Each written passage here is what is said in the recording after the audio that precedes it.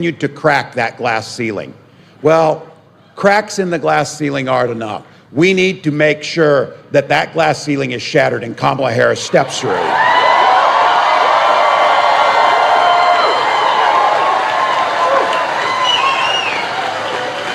Donald Trump that night had the entire 90 minutes to tell us what he would do to make life a little better for average Americans like us.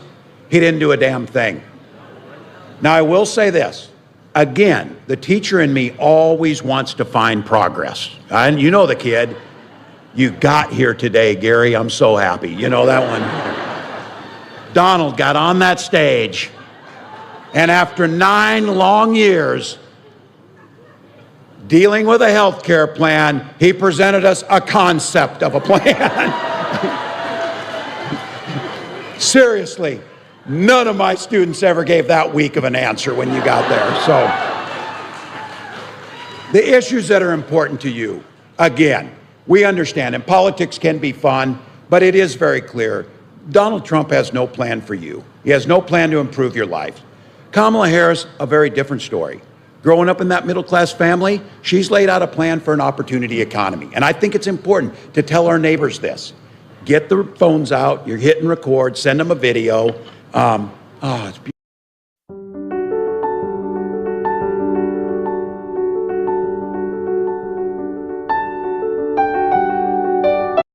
beautiful. This guy was a good teacher. He identifies with the attention deficit people in this. So, no, it's about being in the moment. You are at a political rally with your neighbors.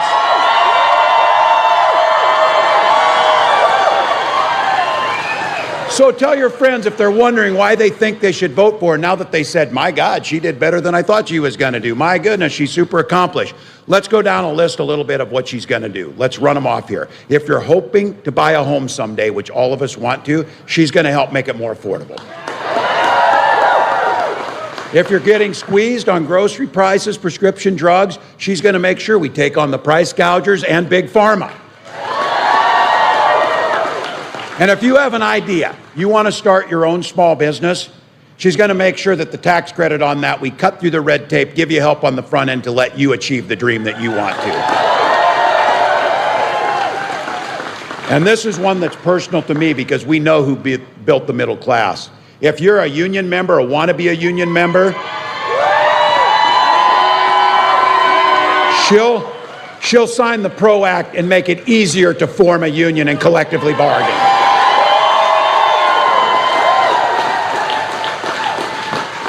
And the biggest thing is you saw it. You saw it in Chicago.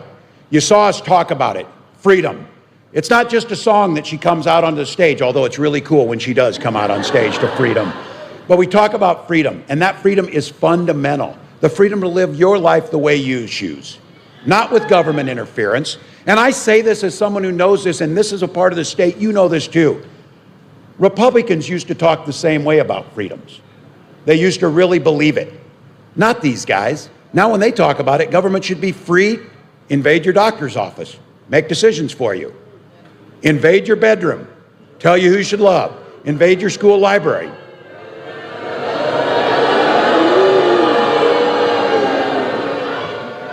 And now, Trump is trying to create this new government entity that will monitor all pregnancies to enforce their abortion bans. And then, look, these are stories that we hear, and I got to tell you before I go on this, I balk at even mentioning his name, but I was the former chair of the Democratic Governors Association, and winning the governorship in North Carolina is our #1 priority. Because you have Josh Stein, because he's following Roy Cooper, but let's just be honest. Let's just be honest. If you search those 330 million people, you would not find a worse candidate than Mark Robinson.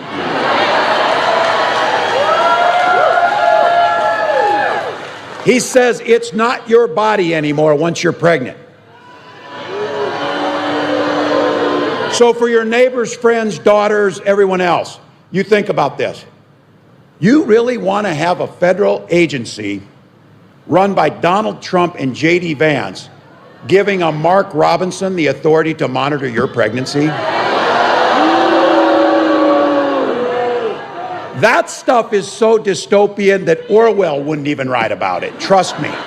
Trust me. But here's the thing. People live their lives differently, and we respect that. You worship the way you want to, love who you want to, take the job you want to. Do that. I might not choose the same thing you do, but the thing we say in Minnesota is, you know what makes things work really well? Mind your own damn business. And this is why I know that's not just Minnesota, that's everywhere. We started the morning with rallies down in Macon, Georgia, where they're fired up and ready to go. We stopped by the famous H&H Cafe down there, and some of you know it. Midnight Rider, that's my go-to for you on that. Buy that one. But on the wall, they had a sign that they had written up there, and it says, mind your own damn biscuits on here. They said that's a nice way of saying what you said, Governor, is what we're going to say. So look, this stuff is personal for all of us. And that's why we can't this is not theoretical. You're not rooting for your team. You're not like, oh, I'm on the Red Hat team, and damn it, I'm going to stick with them no matter how bad they are. Ditch them. Ditch them if they start doing bad. Go on. Because it's personal. And I know none of us want to have to talk about this. There was a story that came out yesterday. Amber Thurman, a woman from Georgia, who had to come up here and try and get reproductive care because her pregnancy was going bad. She ended up, because of that and going back to Georgia, falling into sepsis and dying. A 28-year-old mother, because of Donald Trump's horrific policies. These things are personal. For my family and we weren't able to have children. My wife and I talked about this. And those of you out here have gone through this, or if you know somebody, the hell of infertility. It breaks your soul. You're waiting for the phone calls. They don't come in.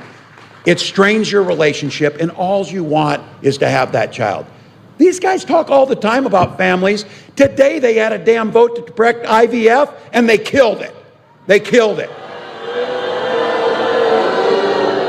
Because this is the most precious thing to us. So you better bet, when our daughter was finally born, we named her Hope for that reason. And I said this, she and her brother are a whole world to us.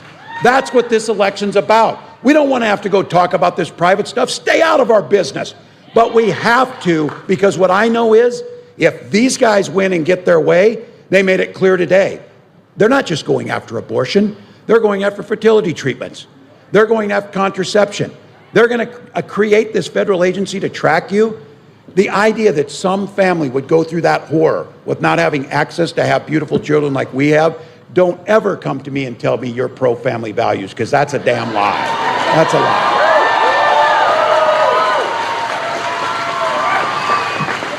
Oh, and so look, when Vice President Harris talks about freedom, we mean people, not politicians, making those healthcare choices. Be very clear.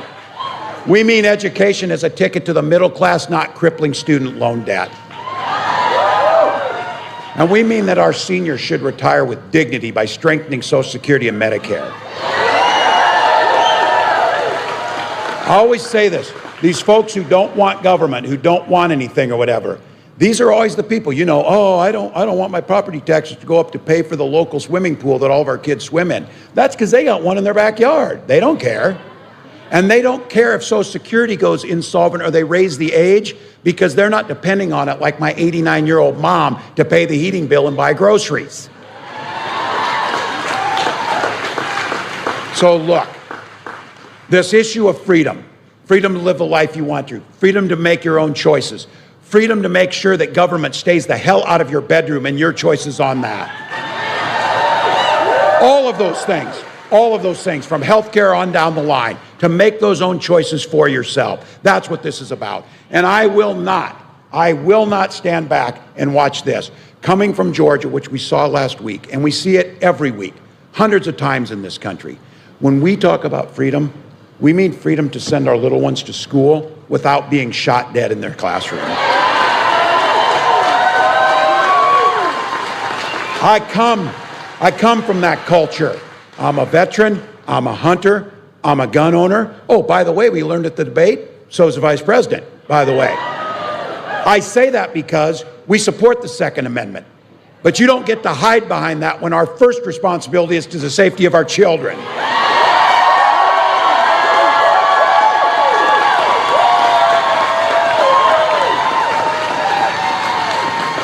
And having been someone who sat in my office with dozens of parents of the Sandy Hook children, as they looked at the picture of my son on my desk and said, our children would have been your son's age. By the way, the Sandy Hook children would have been seniors this year in high school.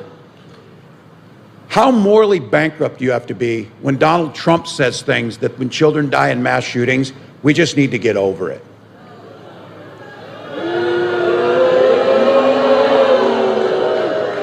And then,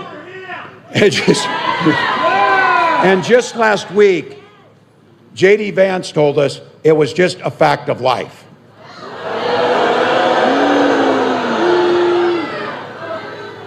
These are the people who are spending all their time trying to ban books from our schools, but they can't spend a minute banning assault weapons from our schools.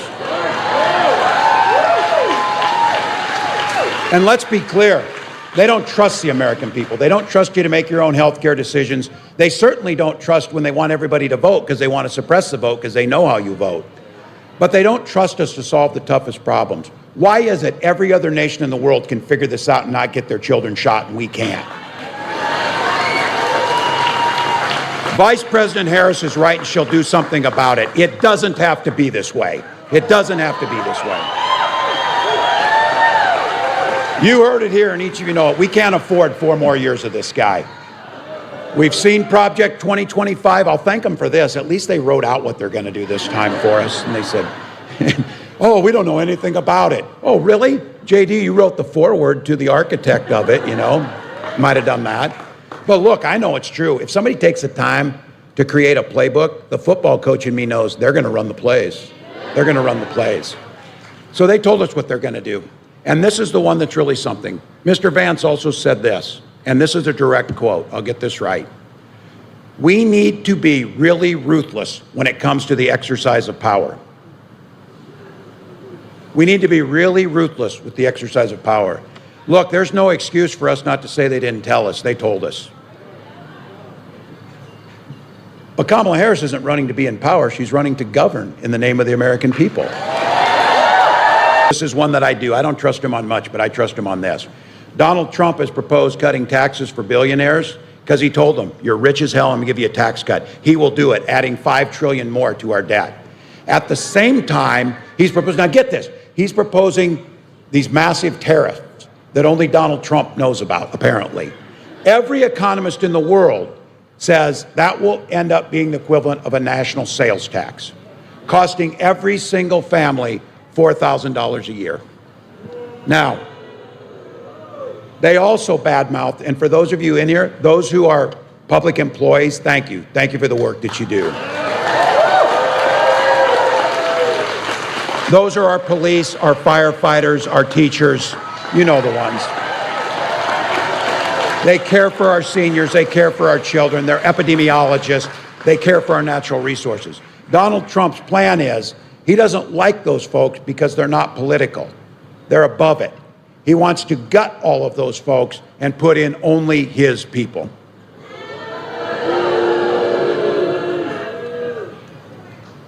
Bad-mouthing the folks, I was out in Nevada last week where Forest Service folks are fighting forest fires. Those are folks that put their lives on the line for us, something bigger than them. And the reason that this is such an alien concept for Donald Trump is he doesn't understand service to anyone but himself, to no one but himself.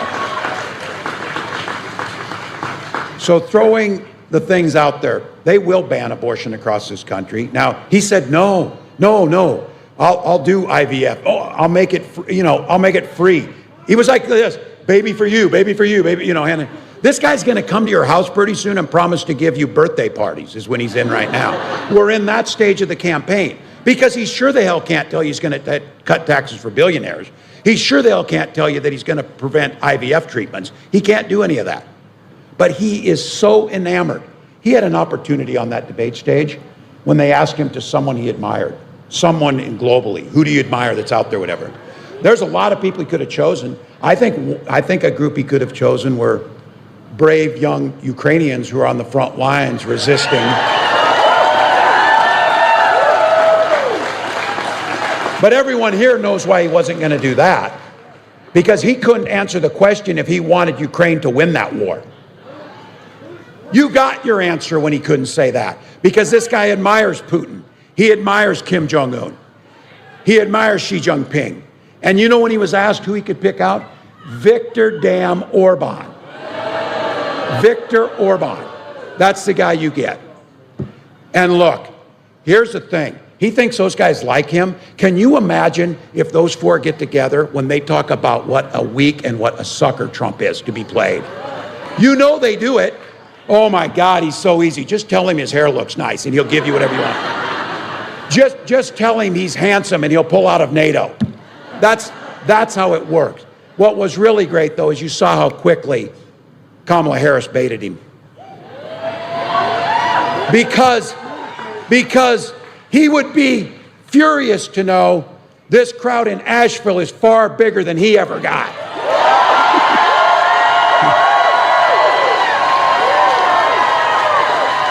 So look, we know what's at stake. They outsmart him, we know what we get. But bringing it back to the focus of who we are and what Kamala Harris talks about being a president for all Americans, I talk about this often. Two things she says that I just love to hear her say it. It's so simple, but it's beautiful. She says the mark of leadership isn't who you can tear down, it's who you can lift up. Simple. Simple. And then we were getting off a bus at a rally, and it was just her and her husband, Doug, and my wife, Gwen, and I, and this was a few weeks ago, and I'm on the bus, and I'm still like, oh, man, this is so cool to be on the bus with the vice president. And we're going to get out at a rally, and there's a whole bunch of our supporters, and there's